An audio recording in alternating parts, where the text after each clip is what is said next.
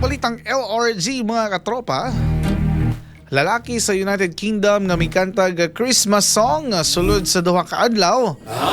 Naway putol.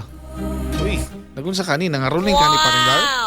Ato ni Siron mga katropa ang detalye niini pinaagi sa tawang LRG correspondent Lolo Amado.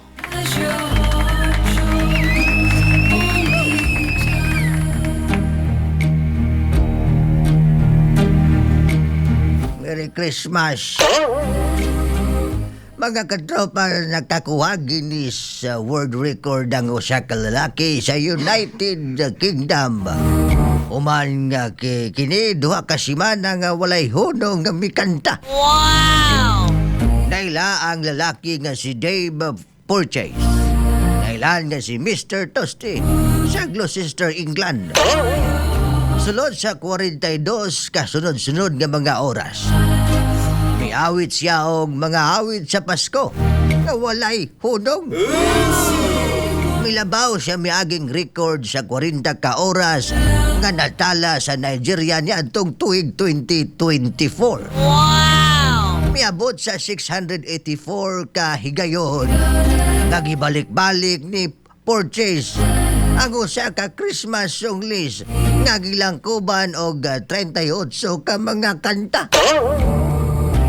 Naglakip kini sa mga tradisyonal nga klasiko sama sa Jingle Bell og mga modernong hits gikan ni Mariah Carey og Wham. Aron dili siya makatulog og mawadan sa iyang ganas sulod sa taas nga mga oras. Giubanan siya og awit sa usa ka choir sa demensya o choir sa mga bata o mga lokal nga misuporta sa iyang pagsulay sa pagbungkag sa record sa kalibutan. Wow! Sa pagkakaroon ang mga video gisumiti na sa Guinness World Records aron magpamatod sa iyang nakabot nga world record. Ang bukas itong balita ang LRG kung lahira dyan.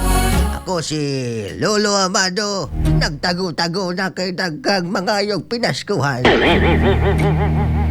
Dili gwapo, dili malso, pero delikado sa mga chicks. Daghang salamat. Bye-bye!